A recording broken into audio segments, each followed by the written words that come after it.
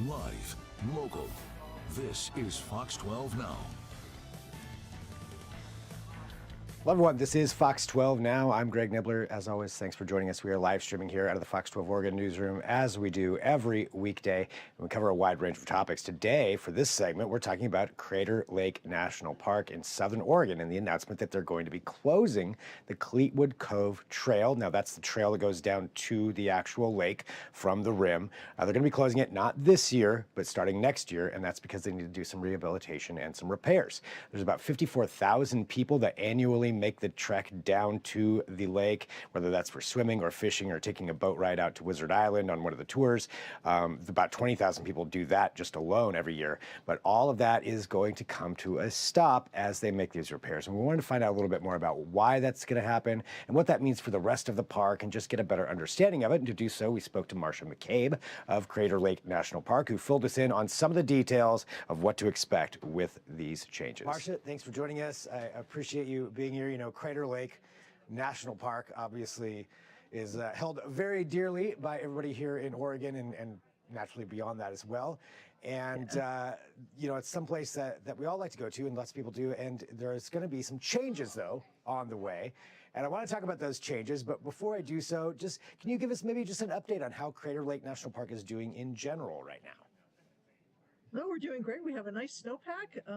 Should have checked the exact numbers, but we've had up to 15 feet on the ground, which is a lot. It's down to maybe 11 or 12 right now. So good snowpack is good for Crater Lake and good for Oregon. So that's great. And we're starting our planning for the summer, getting ready for our summer season. Yeah, I mean, in summer is certainly, I would think there's thousands of visitors, right, that come down to Crater Lake National Park from all over the place. Yeah, for sure. It's definitely our busiest time of year, though we have folks come in the winter as well. It's almost like it's two different parks in the winter and the summer. And we do public snowshoe walks for visitors. And it's definitely an interesting opportunity if you're able to come and see us in the wintertime as well as the summer. Right, two completely different experiences, and I've been fortunate to see both of those, and it is like a whole different park. So you get a completely different season and experience for doing that. Well, for the summertime, you know, one of the big activities there is to make that hike down to the lake itself, or take one of those trips out to the island. And from what I understand, that is going to be something that's changing soon. Well, it's going to just be for period of time. That trail, the Cleetwood Trail, which is the only safe and legal access to the lakeshore, because it's in a caldera, an unstable caldera from a volcano.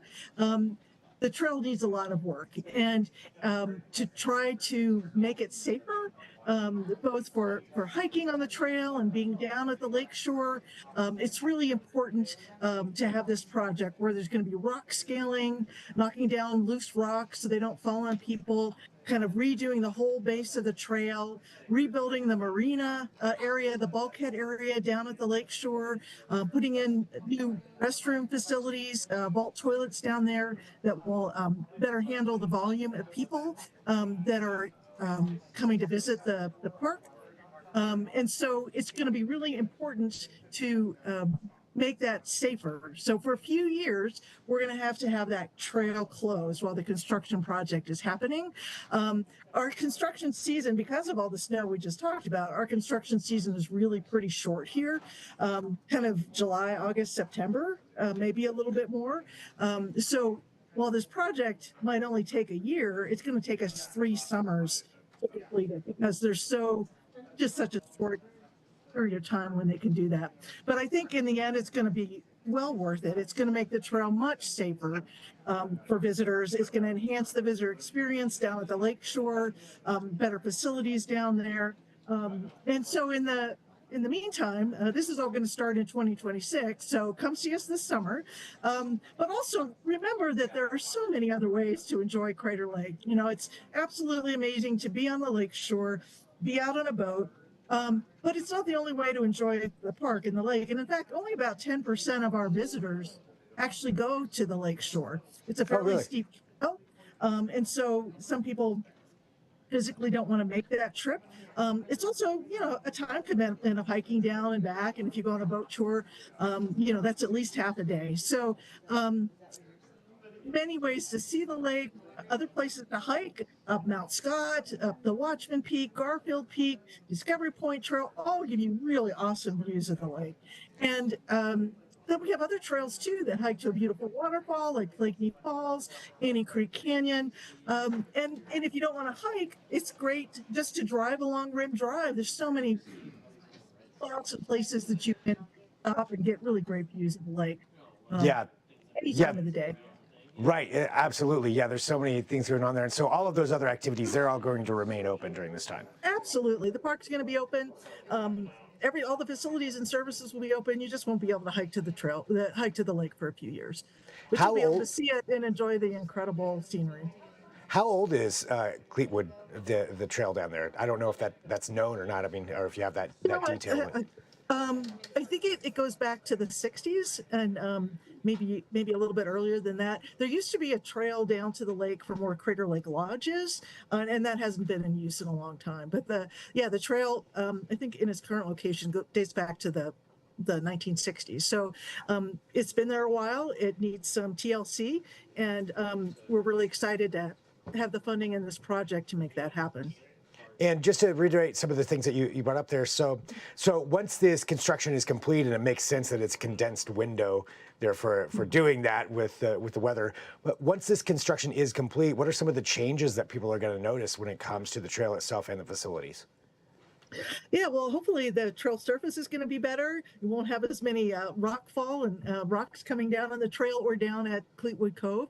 But there's a whole design for a new ticket booth down at that location, a new structure, a bulkhead that we would attach docks onto. Currently, the current bulkhead has failed, and it's just literally crumbling, and we've had to set up sort of a temporary dock. So it's just going to look a lot nicer. It's going to be safer.